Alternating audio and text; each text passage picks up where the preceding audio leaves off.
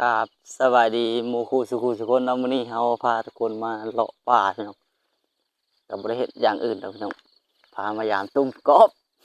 ปีนี้ก็ใส่เทื่อเดียวพี่น้องเอ้ยนี่ก็คือล้างทับอิฐพี่น้องล้างทับอิฐล้างทับอิฐแว้าวมีกบน้อยตัวเดียวพี่น้องเอ้ยโอ้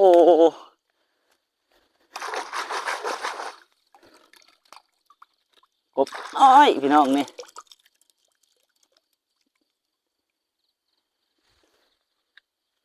บ้านเฮามันก็เป็นบ้านป่าบ้านดงพี่น้องบ้านภูบ้านเขาเนาะท่านก็บ่ได้สาญาสายผู้ซอยดอกพี่น้องเอ้ยแต่ว่าซื้อกินก็มีอยู่พี่น้องมาเขาใส่มาขายอยู่แต่แบบว่ามัน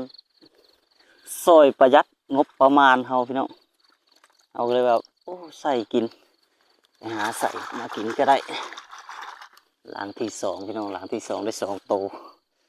หลังที่หนึ่งได้ตัวหนึ่งก็ถือว่าโอเคเลยพี่น้องเอ้ย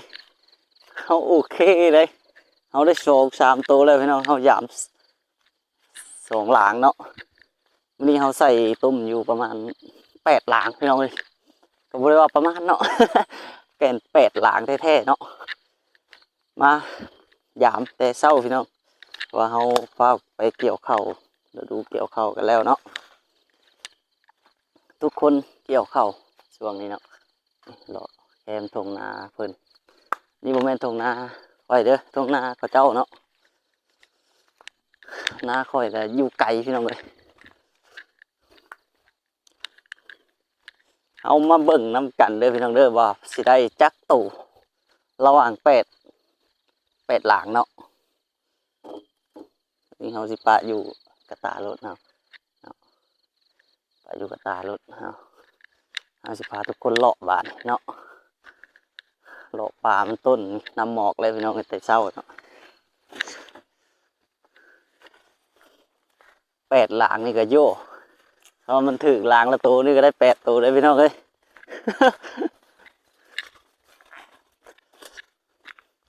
ต้องขออภัยนะพี่น้องพระตอนนี้มันจะย้อนแสงหน่อยหนึ่งเนาะเพราะเขากำลังย่างไปเป๊ะกับแสงพอดีพี่น้องเอ้ย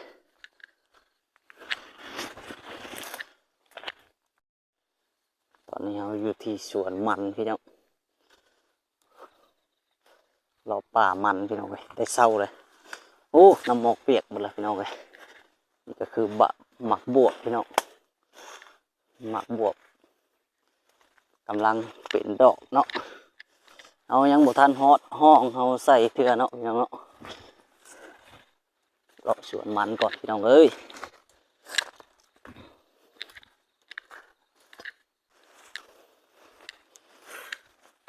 หลังที่3สิมันอยู่เนาะแววนี่ก็คือหลังที่3โบส่งเนาะพี่น้องเนาะโบส่งหลังนี่เพราะว่าน้ำใสอันแน่โบถืออีหลีโบถือจ้าโตเลยน้ำมันก็ใส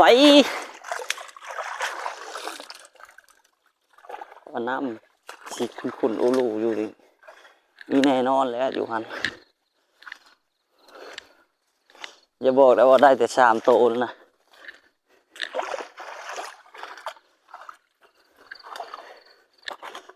หลังนี่เป็นหลังที่10พี่น้อง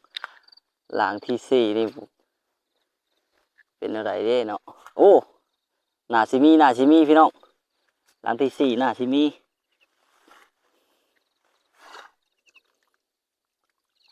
มัดเมากบตายแล้วพี่น้องเอ้ย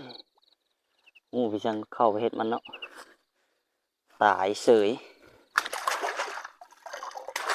อ้าว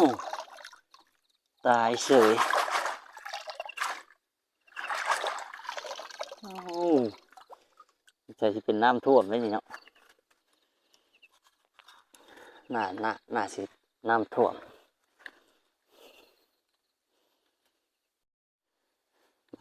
น่าสิเป็นน้ำท่วมพี่น้องอะไรกบอยู่4 ตัวหยาบไส้อยู่5 หลัง4 หลังพี่น้อง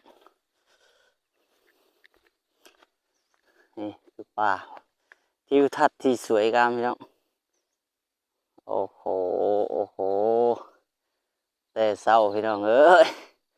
อยู่ป่ามัน นี่เอาสิปลาไว้พี่น้องต้มพอเอายังสิกลับมานี่อีกรอบหนึ่ง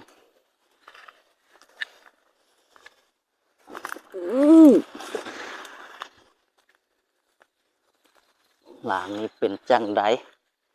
เป็นจังไดหลางนี่หลางที่5เดี๋ยว2 ตัวพี่น้อง2 ตัวเลยแมนบ่3นี่นี่เนาะ3 ตัวเลยพี่น้องเอ้ยหลางนี่มานพี่น้องมันแต่เศร้าเนาะ3 ตัวนี่กบ3 ตัวพี่น้องเอ้ยพอได้กินอยู่เนาะสิแล้วพี่น้องเอ้ยบ่ได้ซื้อหรอกล้ม ลมแต่เศร้าพี่น้องเอ้ยมานแต่เศร้าเพิ่นว่า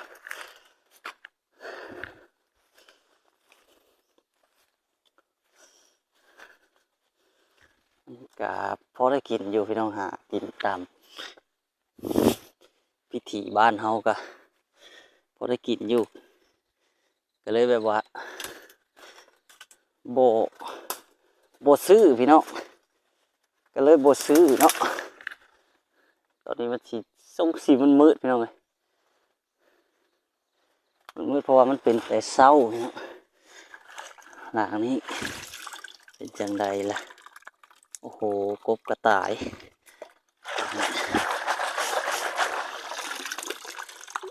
กบมีอยู่ตัวเดียวแต่กระปูหลายพี่น้องกระปู กบตัวเดียวตายซับมีกระปูอยู่2 ตัวพี่น้องเลยกบก็เลยบ่เข้าเนาะโอ้โหมืดจังเนาะมืดจังเลยพี่น้องแต่เศร้าพี่น้องเลยมืดเนาะ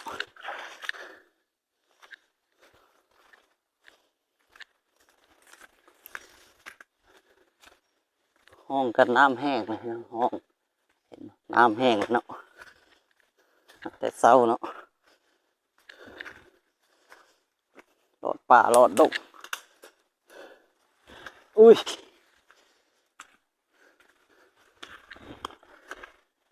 โอ้โหหลังนี่น้ำแห้งปะพี่น้องเอ้ย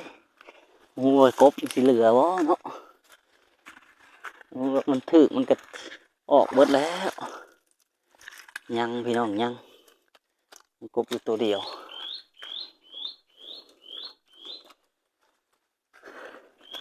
รอดขอนรอดป่าไปสัตว์ไปสิล่ะพี่น้องเลย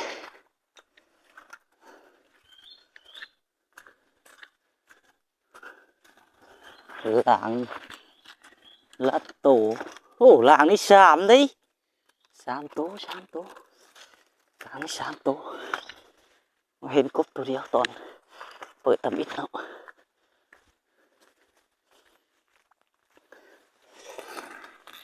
แล้วก็เป็นหลังนี่เป็นหลังชุดท้ายเนาะ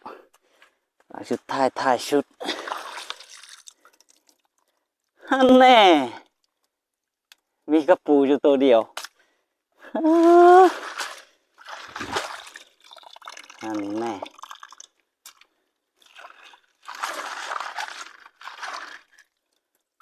มันแบบว่ากระปูเข้าแล้วกบมันสิบ่เข้าพี่น้องตอนนี้เราปะกล้องใช่ปะห้อยใส่เราจะก่อนห้อยจุ่มเราจะก่อนพี่น้องต้องเอาพี่สั่งอัดได้พี่น้องอัดไว้เนาะยันเดี๋ยวมันดองออกนะพี่น้อง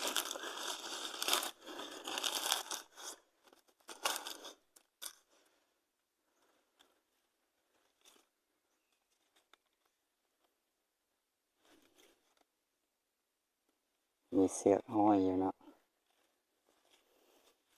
เสือกเก่าเขาแต่เมื่อวานแต่ใส่ตอนนี้2 หลังพี่น้อง เบิ่งเอาไล่มันกบตุ่มมาก่อนเนาะสองหนึ่งสองสามสี่โอ้ครบบ่เนาะเดี๋ยวไปออกไปเบิ่งนับเบิ่งน้ำกันพี่น้องเอาไปนับเบิ่งว่ามันครบหรือบ่ครบเนาะหากินตามป่าพี่น้องเอ้ยห้องน้อยพี่น้อง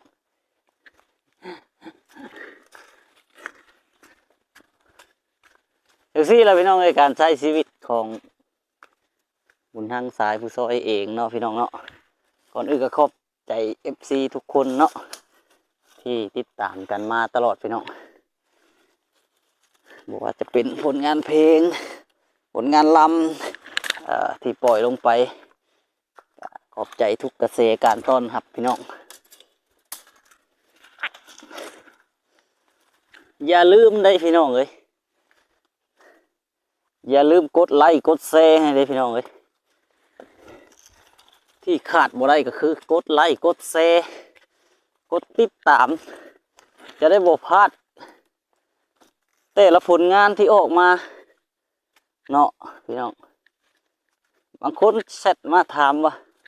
โอ้ยมื้อใดที่สิปล่อยเพลงใหม่วะซั่นเจ้าได้แชร์ให้ค่อยอยู่บ่ล่ะได้กดไลค์ให้ค่อยอยู่บ่ล่ะถามเนาะ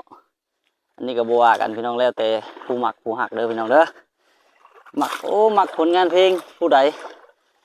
ต้องกดไลค์กดแชร์ให้เขาพี่น้องถ้าบ่ซั่นลาวเฮาจะบ่ทันหมู่พี่น้องเฮาต้อง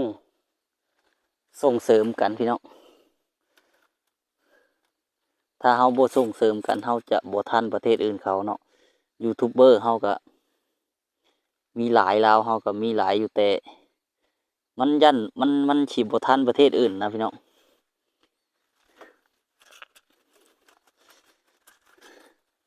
เฮาต้องส่งเสริมกันคนลาวคือกันเนาะพี่น้องเนาะ